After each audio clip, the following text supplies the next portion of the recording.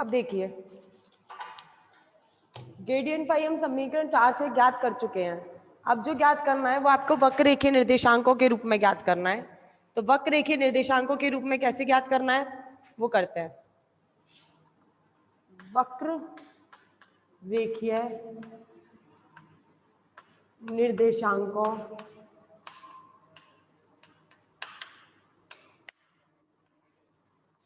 के मान। देखो समीकरण 4 है, ये निकाली मैंने, नीचे लिखी हुई है। समीकरण 4 में दोनों ओर, समीकरण 4 में दोनों ओर dr वेक्टर से गुणा करने पर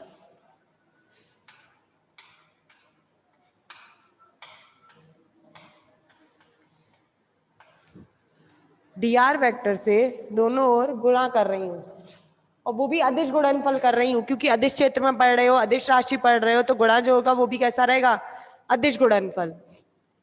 ग्रेडियंट फाई इसमें करते हैं डॉट dr वेक्टर, इसमें कराए तो इसमें भी करना पड़ेगा, D phi over D N cap dot dr vector. Gradient phi dot D phi over D N cap dot dr। जब दोनों डॉट में होता है तो ओपन कैसे करते हैं, कॉस थीटा में, तो N cap dot dr vector cos theta, ऐसे ही तो करते हो। A vector dot B vector कैसे खोला जाता है, ए का परिमाण बी का परिमाण कॉस थीटा, ऐसे ही खोलते हैं। तो ऐसे ही एन कैप डॉट dr जो खोला है वो कैसे खोला है, एन का परिमाण dr का परिमाण cos theta, D phi over D N cap का परिमाण क्या आता है, किसी दिशा का, किसी एकांक राशि का जब परिमाण लेते हैं तो वो कितनी वैल्यू आती है, 1। तो इसका मान तो क्या हो गया, एन कैप का परिमाण कितना हुआ, 1।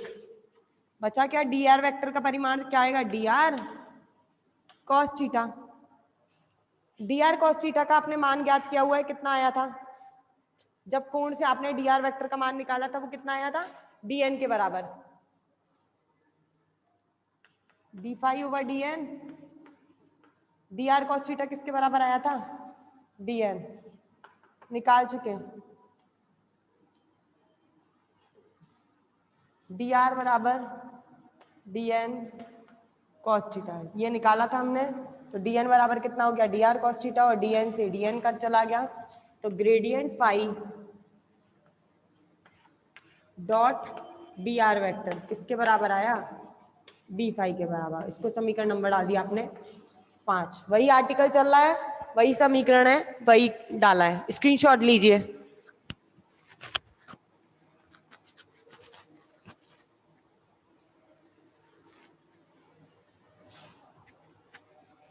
आगे देखिए,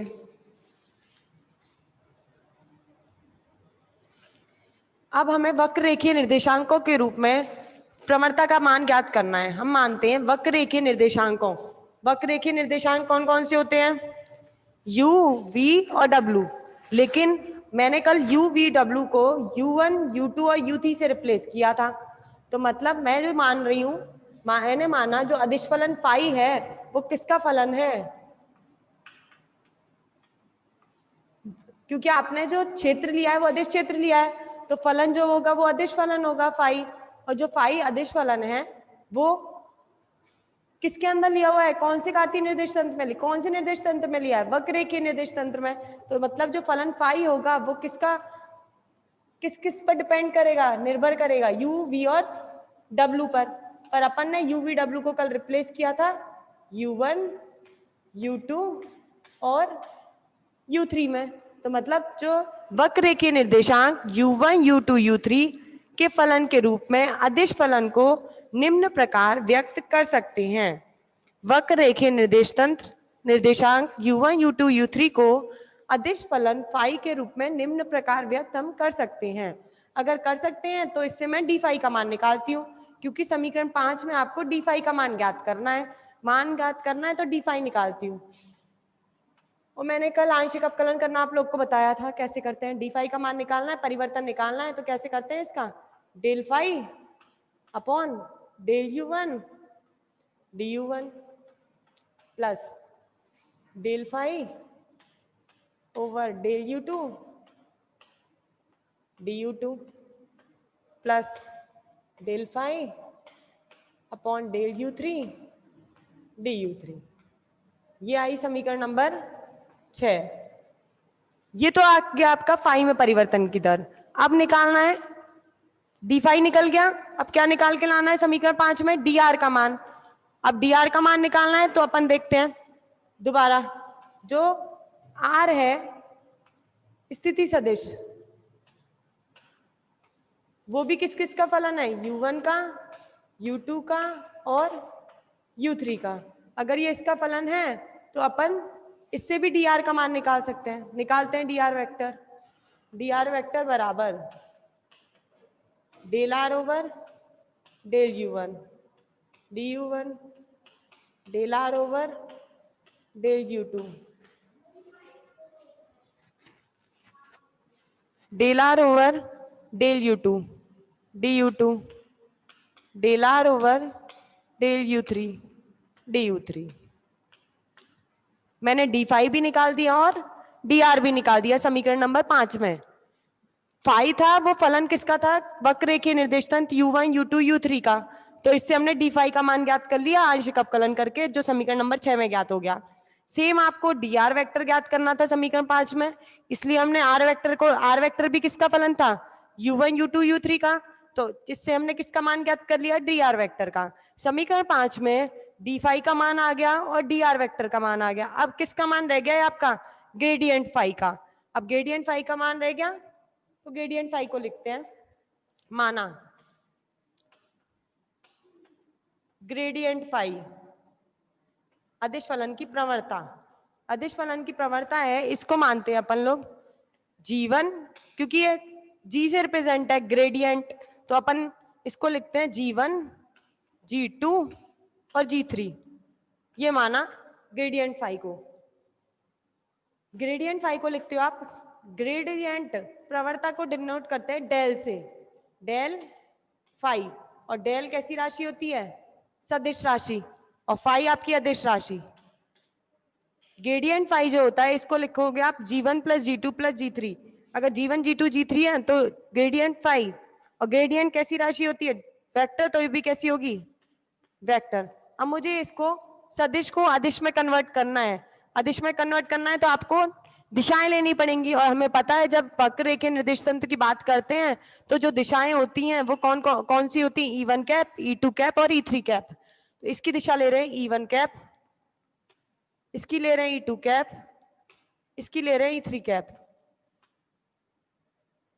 G1 वेक्टर के लिए दिशा हो गई E1 कैप, और परिमाण लेना पड़ेगा, परिमाण ले लिया इसका G1 प्लस ये आपकी सदिश राशि है, परिमाण ले लिया G2, दिशा हो गई E2 कैप, इसके लिए परिमाण ले लिया G3, दिशा हो गई E3 कैप। समीकरण नंबर डाल दिया 7।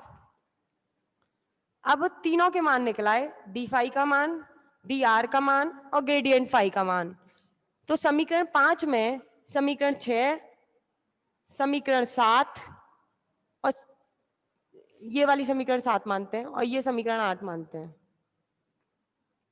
समीकरण 5 में समीकरण 6, समीकरण 7 और समीकरण 8 का मान रखते हैं, क्योंकि समीकरण 5 में डी फाई, डी आर और ग्रेडियंट फाई है, तो हमने डी फाई का मान निकाल दिया समीकरण 6 से, डी आर का मान निकाल दिया समीकरण 7 से, डेल्टा फाई का मान निकाल दिया समीकरण 8 से। अब इन तीनों का मान किस में रख दिया जाए, समीकरण 5 में। चलिए आगे करते हैं, आप स्क्रीनशॉट ले लीजिए पहले।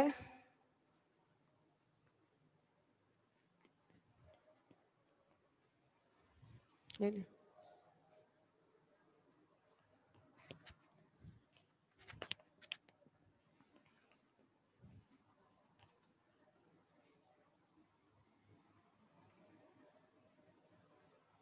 समीकरण 6, 7, 8 का मान समीकरण 5 में रखने पर। अच्छा, समीकरण नंबर क्वेश्चन 8 को दोबारा सुनिए, देखिए 8 हमारा 3 राशियां निकालनी थी समीकरण 5 के अंदर, डी फाई, डी आर और ग्रेडियंट फाई। डी फाई आपने निकाल लिया समीकरण 6 में, डी आर निकाल लिया समीकरण 7 में। अब मुझे निकालना है gradient phi. Gradient phi represent करते हो आप जी से, और ग्रेडियंट फाई को जो लिखते हैं वो लिखते हैं डेल्टा फाई। ग्रेड जो होता है अप्रमणता वो डिनोट की जाती है डेल्टा से, तो ये हो गया डेल्टा फाई। और जो फाई होती है वो तो होती है आपकी अदिश राशि, और डेल्टा जो होती है वो होती है आपकी सदिश राशि। तो मतलब ग्रेडियंट कैसी राशि है, ये तो अदिश प्रवणता है अदिश फलन की, लेकिन इसे रिप्रेजेंट करेंगे डेल्टा में तो इस सदिश फलन निकलता है। तो ग्रेडियंट को जी से रिप्रेजेंट किया जाता है। और आपने 3 अक्षर लिए हैं, you V W, U1, U2, U3। तो मतलब जो ग्रेडियंट के मान निकलेंगे वो अधिकतम 3 निकल सकते हैं, 3 से ज्यादा नहीं निकल सकते, क्योंकि आपने जो अक्षर लिए हैं वो 3 ही लिए हैं, यू वी डब्ल्यू, इसलिए जी का मान जो निकलेगा वो भी 3 में निकलेगा, यू में, वी में और डब्ल्यू में। आप इसको सोचें 6 बना लें तो नहीं बन सकती, क्योंकि आपने अक्षर 3 लेके चल रहे हो। तो जो ग्रेडियंट फाई है इसको माना तोड़ दिया हमने G1 में, G2 में और G3 में, और ये आपकी सदिश राशि है तो इस पर वेक्टर लगा दिए, ये G1, G2, G3 आ गया। अब ये सदिश राशि है, अगर मैं सदिश को अदिश में कन्वर्ट करती हूं तो आपको पता है परिमाण और दिशा दोनों चाहिए होती हैं। देखिए इधर, अब G1 वेक्टर है, इसको मुझे कन्वर्ट करना है अदिश राशि में। तो आपको पता है जब अदिश राशि में कन्वर्ट करते हैं तो सबसे पहले दिशा लेते हैं, और दिशा जो होती है यू वी डब्ल्यू के लिए कल ही पढ़ चुके हैं हम, कौन कौन सी दिशाएं होती हैं, E1 cap, E2 cap, E3 cap. तो G1 वेक्टर के लिए आपको जो पहली दिशा लेनी पड़ेगी वो लेनी पड़ेगी E1 कैप, और जो परिमाण है वो G1 वेक्टर का परिमाण लेना पड़ेगा, और परिमाण मैंने मान लिया इसका क्या आ रहा है, G1। इसी प्रकार G2 वेक्टर के लिए परिमाण G2 और दिशा चलेगी E2 कैप, और G3 वेक्टर के लिए परिमाण G3 और दिशा चलेगी E3 cap. G1 plus G2 plus G3 तो कुल निकल गया G1 E1 cap, G2 E2 cap, G3 E3 cap, और ये समीकरण नंबर आ गई आपकी 8। इस तरीके से हमने किसका मान ज्ञात किया, ये प्रवणता का, अदिश फलन की प्रवणता का मान निकला आपका ये 6, 7, 8 जो तीनों निकल चुके हैं वो समीकरण 5 में हम रख सकते हैं। अब आया है समझ में समीकरण नंबर 8? कमेंट बॉक्स में कमेंट करिए जिसकी प्रॉब्लम थी। आ गया? चलिए फिर अब आगे चलते हैं।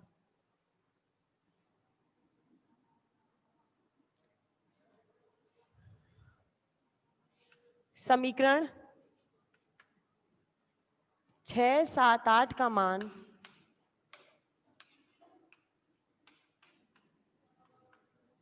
समीकरण 5 में रखने पर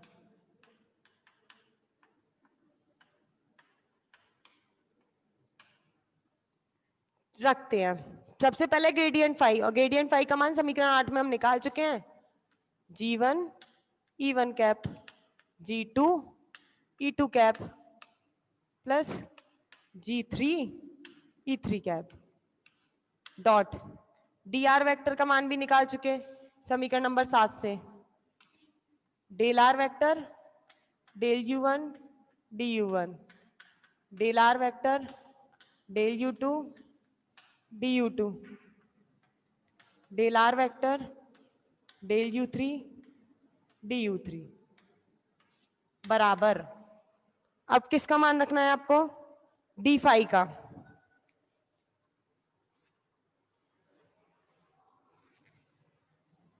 डी फाई का मान भी निकाल चुके, ये कितना निकला था, del phi over del U1 DU1, del phi over del U2 DU2, del phi over del U3 DU3। तीनों के मान रख चुकी हूं, अब सॉल्व कर रहे हैं।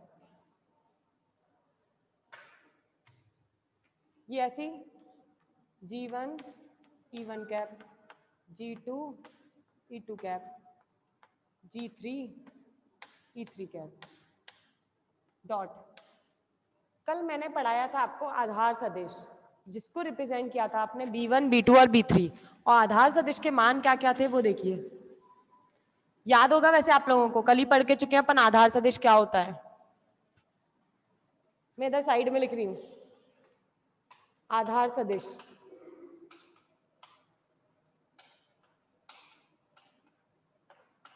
B1 वेक्टर रिप्रेजेंट किया था, इसका मान कितना था, del R over del U1, या फिर इसको लिखा था H1 E1 कैप, यही लिखा था ना।